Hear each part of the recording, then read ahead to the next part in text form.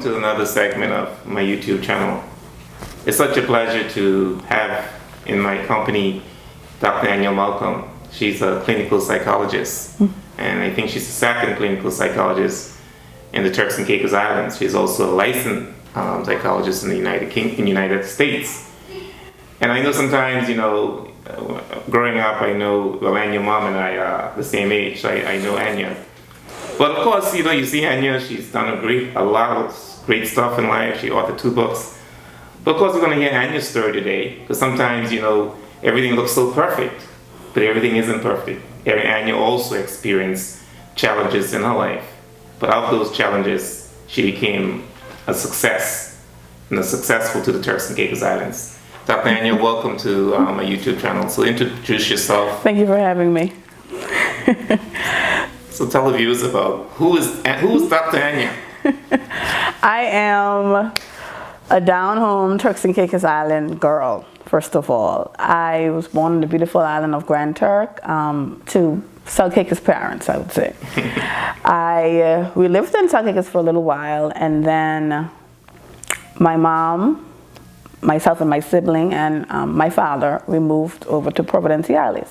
It's no secret. A lot of you may know that my biological father, took sort of a wrong road in life, and so that led to him and my mom divorcing. And so I was raised shortly just by her alone, and then she remarried, to my stepfather, who I deem as my father growing up, of course, because he was with me my entire life. It's great growing up here in Providenciales. I was a little girl, and from a little girl I wanted to say that my mom sort of instilled in me the notion of nothing in life is free. And, hard work definitely pays off. And, that's the road that I followed growing up. Even going to school at Iante Pratt, then on to Clement Howell High School, where I completed my secondary schooling. And along the way, you will have also a number of influential ladies that sort of had a role in my life, as well. Like Miss Beatrice Garland, she passed away, may her soul rest in peace, and also Miss Louise Thomas, my principal of Clement Howell at that time. And those persons were always speaking to me, life in terms of continue on to what I'm doing, continue on the road that I'm going, always encouraging me, always telling me that they're proud of me. And also me being the firstborn, because I have 3 younger brothers, my mom always put the bar up high for me. And I think that became internalized for me, because it came to a place where I'm no longer trying to impress her or doing what she wants me to do, which was always, you have to come first or second, first of all, in school. But I internalized that, and it became for me that it was not much of, oh, you have to do this, this, and this, and be this perfect child, but for you to get where you want to go in life. And I think this was coming from her own upbringing and her never having the chance to attend college, because she had me at a very young age. It was more of, I want you to do good, and I want you to do good for yourself. I'm going to show you love. I'm going to give you all that is, that you would like in life, but you're going to have to also work, to get there. And I, like I said, internalized that message, and it for me became setting the bar for myself. I want more. I want to do more. It's always, I want to accomplish this, this, and this. I'm going to go out and do it, because I'm not going to sit here and let someone, give it to me. I'm never going to be the person or the girl who's looking to marry the doctor or the lawyer. I'm going to be the doctor. I'm going to get it for myself. Gotcha. So I think that gives you a little bit about me, and I think we'll touch on more of that as we go along. That is great, and I'm happy. Some kids too, some children. I like the road that you took, but there are sometimes though I find that as parents we do raise the bar, and your mom did a great job. But sometimes it reaches a point where some children it deters some kids, and they go the opposite way, and they end up not even liking school. And they do not perform. What happens? Wow. So you on the other hand, you went the positive way, which is good, and like you say, your mom didn't pressure you. She No. just wants you to be the best. Maybe some parents pressure their kids. You know, maybe that's a difference as well. You know. It does make a difference. So when you left high school in what, 2004. 2004, and then you went directly to college? No. I think around that time, scholarship was like a new thing. Basically, at that time it was the Progressive National Party who was in power, and they were giving out a lot of scholarships at that time. Of course, if you applied and you met the criteria, you would get it. And so I distinctly remember Miss Louise Thomas, my principal, coming into the science lab, and she's like, "They're giving out scholarships, and I want you all to apply because my students are brilliant." Of course, there was a lot of us, and even from my cohort. Quite a few of us are doctors, businessmen, some even some are politicians. We have a good class, that class from Clement Howell, and she pushed us all to apply for a scholarship. But I was only 16 at the time, and when I got my scholarship letter, it said, "We're giving you a scholarship to attend Howard University." And I didn't apply to Howard University. Oh. No. I applied to University of Miami. I got accepted to that school. University of South Florida, I got accepted to that school. And my mom was like, "I don't want you to be in Florida. I want you to go somewhere else." Because Far away from Turks? No, because at that time, many of the students who were given scholarships, they were all going to be based in Florida. Oh, okay. I was with that crew, I would say. And she said, "I want you to go somewhere else." And it was maybe 5 of us. The girls were from Grand Turk. And so I had to just go to apply to Howard University. I was accepted, of course. But in the meantime, I took a year and I stayed here. And I worked at Scotiabank. I had persons like Mr. Terrell Taylor, that was my direct supervisor, and he was even a person who pushed me and, could see in me the potential. And so I did a good job at that, but I still knew that I had to go to school because a lot of kids also too, when they start to work, they believe, okay, you make money and you're doing good, and you sort of toss that dream out the window. And for me, no, I knew that I have to go to school because even the banking was okay, that's not where I want to go. I want to be a gynecologist at that time. Really? Yes. I even spoke to Dr. Perry back then. I probably was 16, like I said, and wanted to do that. And that was the career part for me. I wanted to be a doctor. I don't know if it's much of my mom saying you should be a doctor, but that sort of was the path that I followed, even in high school, doing all science subjects, chemistry, physics, everything to do with science, and that I was going to be a doctor. I knew that much for sure. And then in 2005, I left for Howard. And I think I should continue on with Howard. And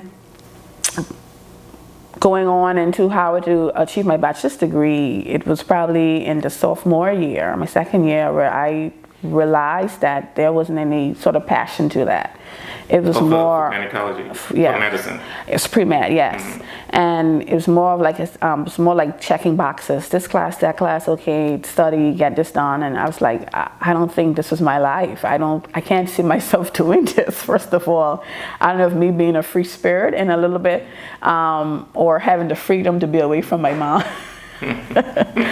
I went on with the program, I guess, and until I took a class, Introduction to Psychology, and I just sort of fell in love with it. It was me, it sort of brought me back to childhood as well, having my aunt Noreen Lightborn, my aunt Adela Williams, who were always social workers.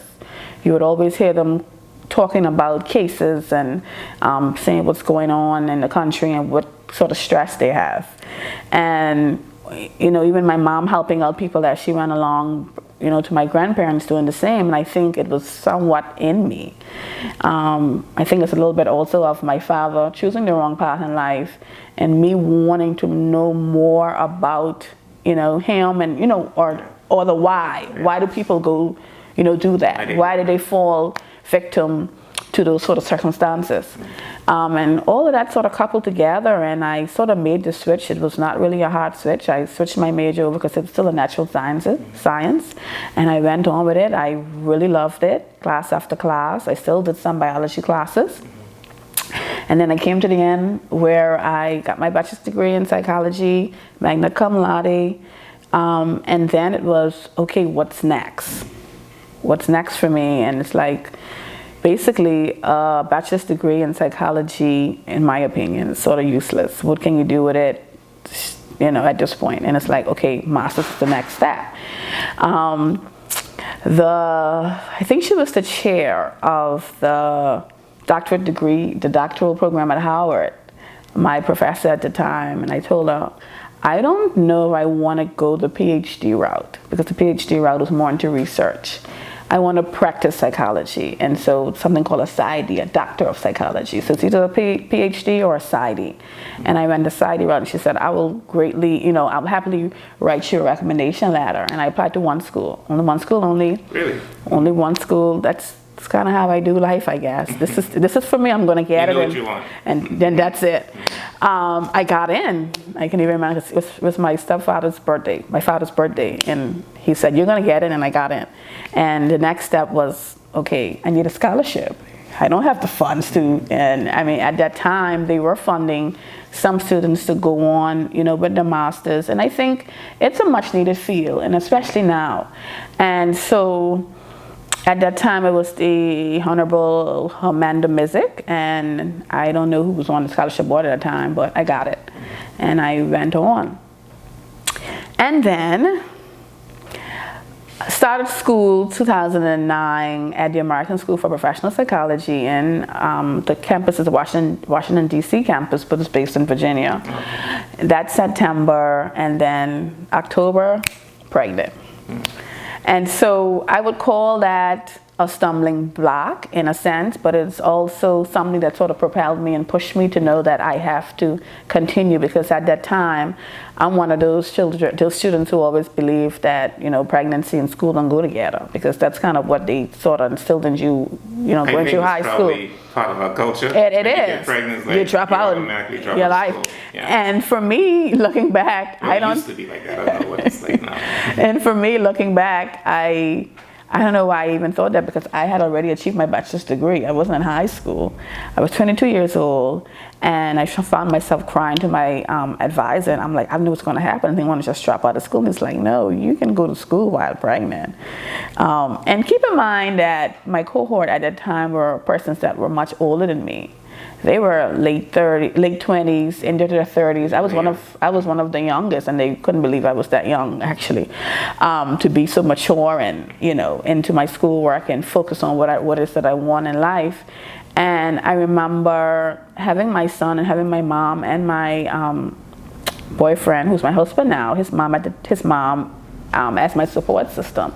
And I brought my son back home to Providenciales. He was 1 month, and I left him here with my mom. My mom said, don't worry, I'll take care of him. And that's what I think that's the beauty of being here also, to have family, some people at least, who will kind of wrap their arms around you and said, hey, I'm here to help, and my mom wanted me to succeed, and she's like, okay, that's a baby, don't have any more, of course. And my father, my husband's family, they raised them. And I think that was the push that kind of kept me going. I have a son at home. I don't have time to play. I have to finish what I came here to do.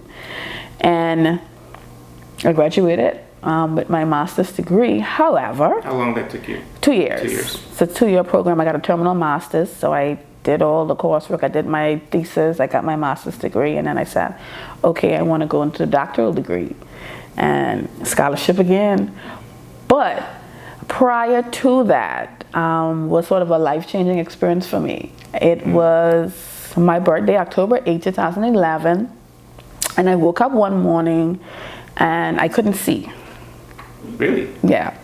I couldn't see. My son was 1 year old, yes, and I couldn't see. And a lot of people, I look back at it now, they're like, you don't really celebrate your birthday. And I'm like, because you don't know, 10 years ago now, I didn't think I would live to see more birthdays. And so I don't really make a big fuss about it. I'm just grateful to be alive.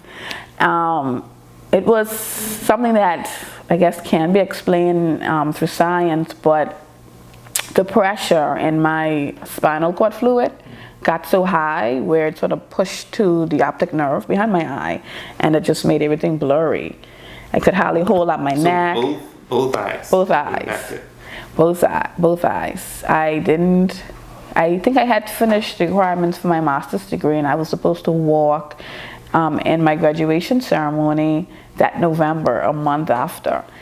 And it just, I don't know, rocked my world. My mom left here and came up there with me to spend that semester. And I could remember her saying, I think being in the US is making you sick.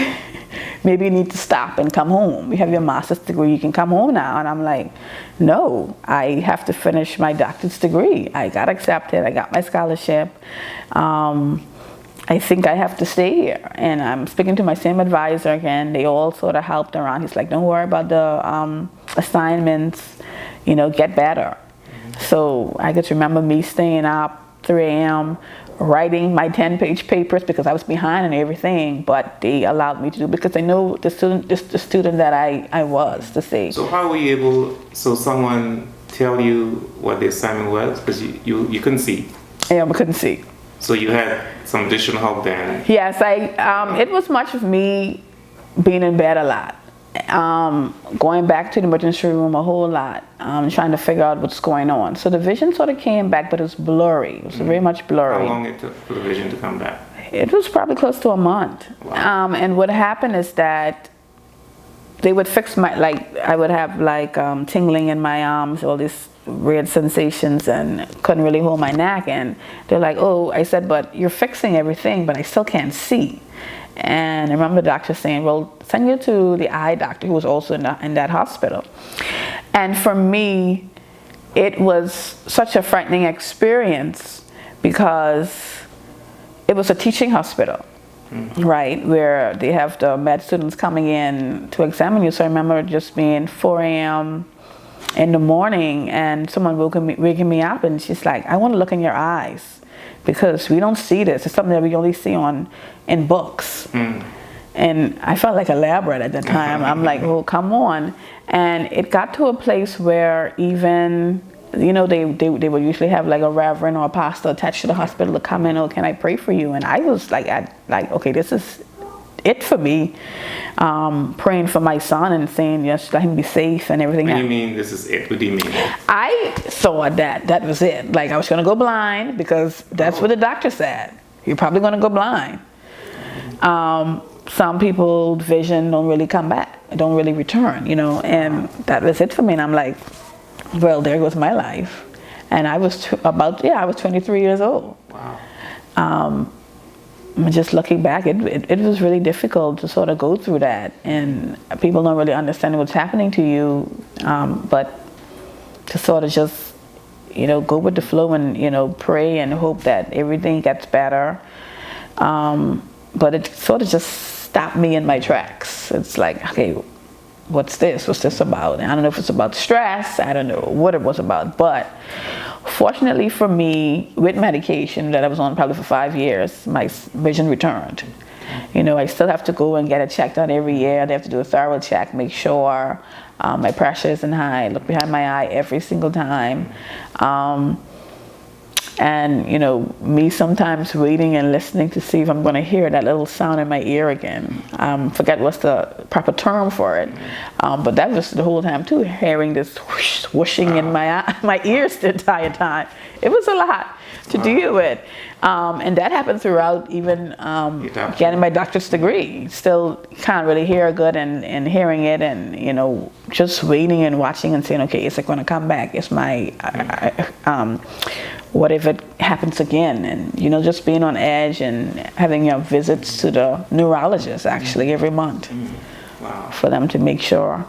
So that was the scary part for me in my life. But when my vision did return, I sort of picked up my jersey button and I'm like, okay, I gotta finish this. It's more to life. I have to finish my doctorate degree, and that I did. How long it took you? It's five more years. After your master's? Actually 4 to make 6. Yes, okay. 4 more years, and I graduated with my Doctor of Clinical Psychology degree. I was 27 years old, and it brought me to a place of what happens next again. Do I return home to my country, which is something that I was not so excited to do. There's always some hesitance there because you hear stories, even being away to school, of students that return home and there's nothing here for them. They send in their work field. In their field. And here's where I believe, God sort of directed my life. Well, he did direct my life, and he just made everything fall into place as it should. Because there's a purpose for me, and I know that there's something that I have to do, and I have to continue on, because I think it was a year prior to me completing my doctorate's degree that someone reached out to me from government and saying that you're going to finish next year, and around that time we're going to make a post to become available, because we do need a clinical psychologist. We only have 2 at the moment, one being a foreign national. And so when you're finished next year, you will have a job to return to, okay? But of course, that's word of mouth. That person just said, I don't know if it's going to happen or not. And when I was done with my doctorate, the spot that I did my internship at, they were also offering me a position to continue on with them. And so I sort of came to that crossroad, and then here comes my mom again. And she goes, the government schooled you for 10 years. You don't really find that they continue on, bachelor's, master's, doctorates. And so it would be sort of a slap in the face to say, I'm going to stay here and work in the U.S. and your country sort of needs you. So that shouldn't even be a choice. And so she reminded me that, I do have to come home and do my part, make my contributions. I also did sign a bond for about 7 years. And this year, next year gives me the 7 years actually of that bond. But it's not really about the bond, but in terms of you being from this country, you have to return. You have to take up your place in society, because we are the future. Maybe in the future, I don't know what will happen for me, here, but to say, come and in your field, do what it is that you went to school to do. And so I came back. Well, I'm glad you returned home. Thank you.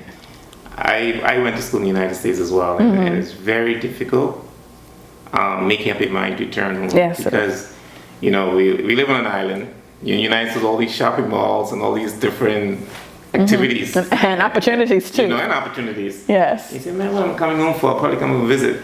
But I'm glad I came back, there are so many Turks and Caicos Islanders who have not returned to the Turks and Caicos Islands. And many times we complain about, foreigners taking over, when many of us are not even returning to be in the positions that we should be in. So I'm glad you identify your purpose. What are some of the great rewards that you get out of your job? I think the biggest reward is to help people. I always say, even to colleagues, to clients, if I can help one person for the day or for the week, that makes me happy. And I think a lot of people, because there's still some sort of stigma attached to mental health and even doing therapy, but some people, they don't even have someone to just sit down and listen to them. And some clients come just for someone to listen and to not judge, just to be there to say it's okay, it's normal what you're going through. It's okay to cry. It's okay to feel negative emotions. And I think for me, that's the greatest feeling. And you're getting a lot of feedback from clients. Yes, I even one lady told me probably a year ago, she said, prior to you coming, there wasn't much talk. There was not much talk about mental health. She said, when she thinks of mental health now, and she sort of put my face with it, she's like, okay, you came and you made an impact. You didn't shy and you didn't stay in your office and say, I'm just coming here to just do a job, but you're like, you want to step out to do community work. You go to the health fairs, you go to when the schools have their career days, you sort of put yourself out there. And I'm grateful for,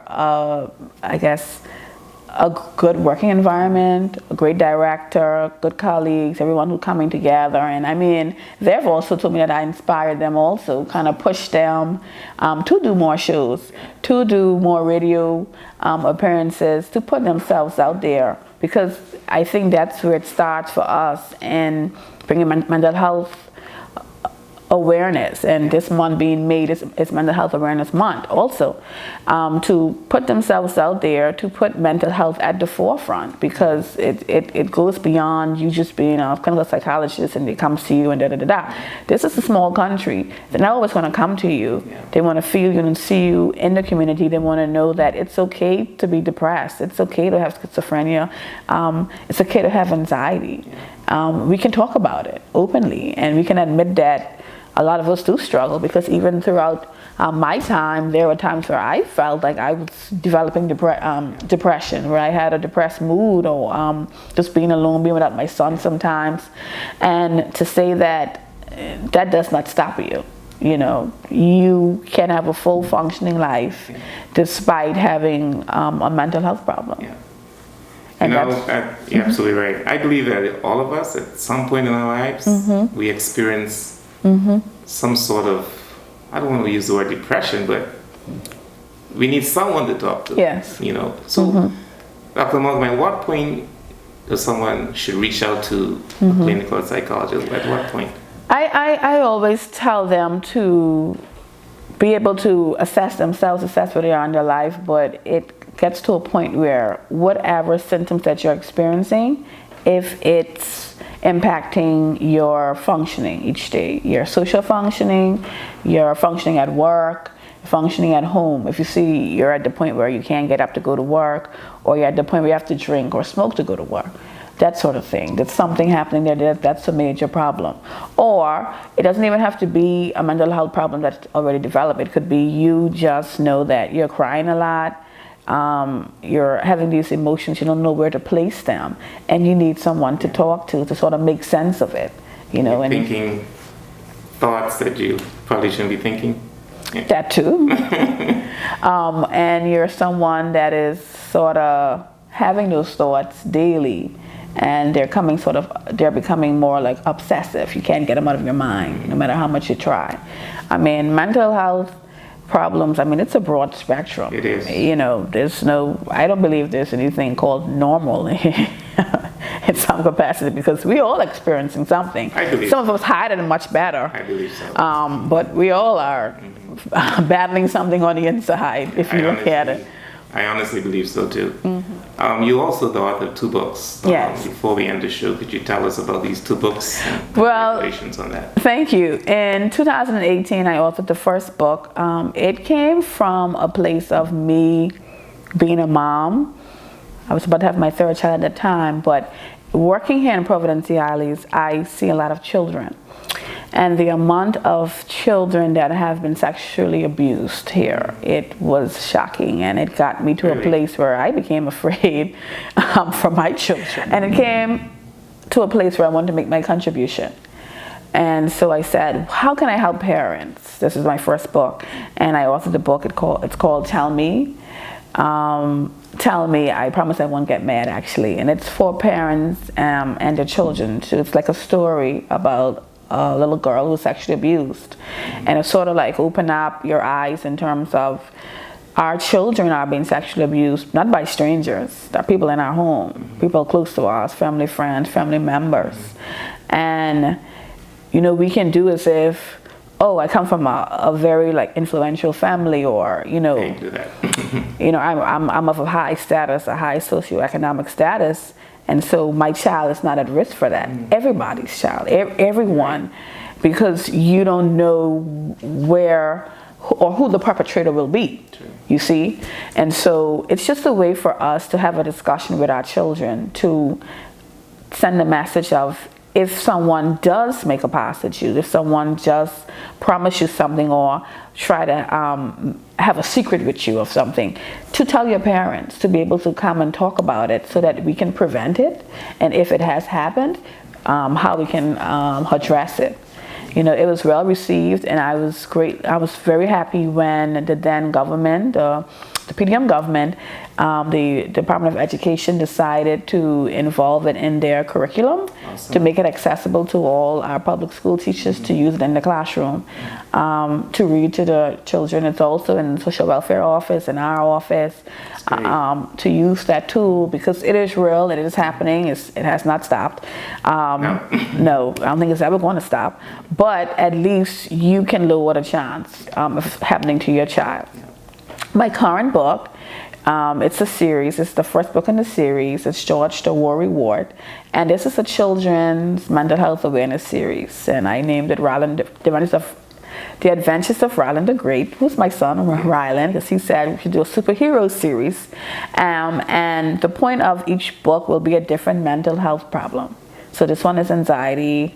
I'm doing another one before the year is out. That focuses on self-esteem, and then topics such as grief, divorce, autism, depression, that sort of thing. So it'll be a series. So every children, year. The book, I haven't got it yet, but children can read the book. Yes, it's a children's book. It's a children's book. Because I'm glad you got that book. Because a lot of us, I'm glad he's talking about self-esteem too. A lot of us grew up with all sorts of anxiety, self-esteem, and I think it's still happening. Yes. They don't know where to turn to. No. And I believe some people lost their mind because of some of the stuff they went through. Yes. So I'm so glad that you have these books. Yes. So we're going to do a book launch this month, being Mental Health Awareness Month. And I want to invite all the kids to come out, to bring their kids, and we're going to take pictures, give them a little goodie bag that's filled with all mental health inspired things, and as well as read the book. And that's where I'm at right now. And I also have my clothing line that I just started, Mental Health Awareness Inspired Merch. They have different shirts with different messages. This one says praying, securing my bag, protecting my mental health. We all can, it's sort of like starting the conversation without even having to say a word, because you're going to look at the shirt and be like, oh, okay. That sort of gets the conversation going, and it's also spreading mental health awareness, which I think I'm going to do my best and continue on my path to pushing, that to the forefront. Yeah. Well, Dr. Malcolm, I want to thank you for being on the show. I really enjoyed this conversation. I wish we could stay longer. And recognizing that this is mental health, do you have any closing remarks you want to share to the public? I would like to say to those students that are away to school, even those that are in high school and looking towards the future, to sort of keep going. Find what it is that you're passionate about, not what probably your parents would like you to do, but what you are passionate about, and go towards that. Do whatever it is that you need. Hard work will always pay off. You don't have to sort of wait for someone to give you what it is that you're seeking in life. You have to do the work yourself, do the research, make the sacrifices, and go after your dreams. That's what I like to say. Thank you. You've been watching this YouTube channel with Dr. Malcolm and of course myself. Please remember to subscribe to my YouTube channel. Thank you for watching.